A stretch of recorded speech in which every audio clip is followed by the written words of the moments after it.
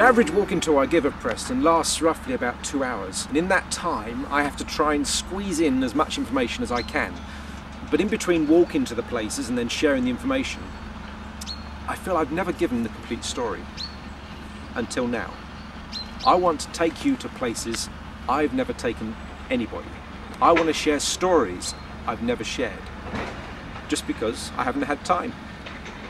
There's so much more to Preston than a 2-hour tour, and so I'm hoping you'll join me and discover the real LDS Preston.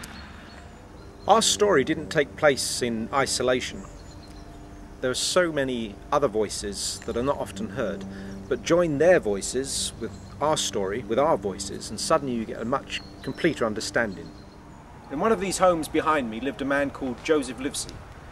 Joseph, to me, was one of the great forerunners of the Restoration here in Preston.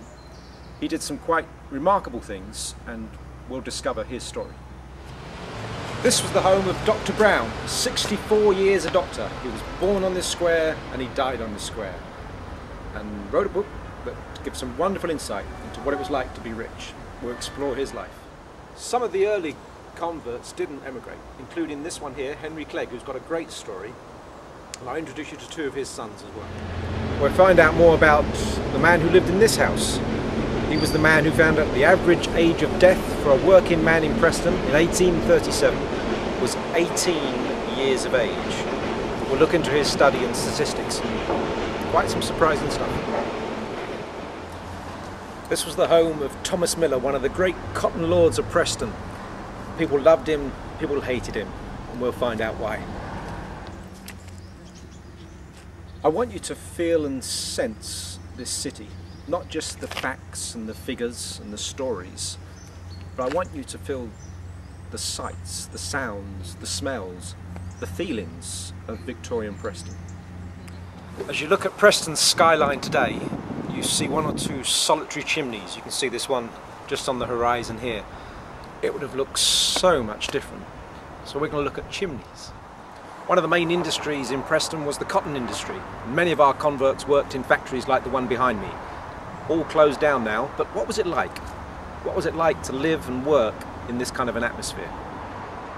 Most of the cotton mills completely disappeared after World War II, but this one survived. Why? One of the really interesting things about Preston is the difference in social conditions. I'm standing here outside one of the nicer homes in Preston, but we're only minutes away from where the working class would have been in absolute poverty. And all the missionaries have made that observation in their journals. They've never seen such a difference between the two. Well, we'll take a look at what it was like to live in one of these homes with domestic servants. What kind of entertainment and lifestyle would they have led? And then we'll go to where the poverty would have been. How did they live? How did they survive, eat, drink, and entertain themselves? A very interesting study between the two cultures in a way. We're standing on Winkley Square, which is where the rich of Preston lived. We're going to explore this whole area because a lot of the people who have an influence on our story resided here. Vicars, mill owners, doctors, all of those who may not necessarily be interested in the church but had some sort of impact on our story.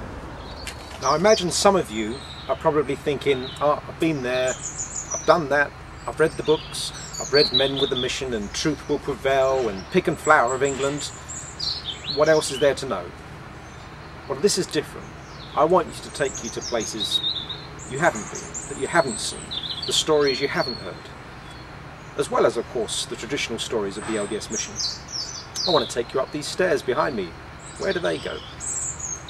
I want to take you on the back streets of Preston, show you the cobbled streets, the houses that still remain. Most of them have gone, but you still get a good little taste of what it would have looked like.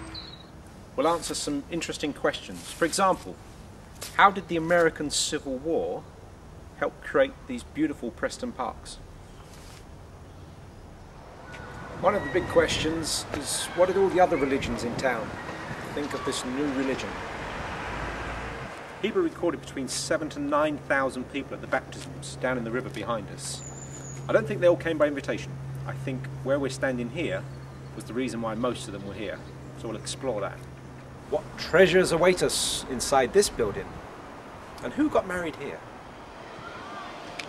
It was in this house behind me that President Hinckley, as a young missionary in 1933, had one of the most moving experiences of his life.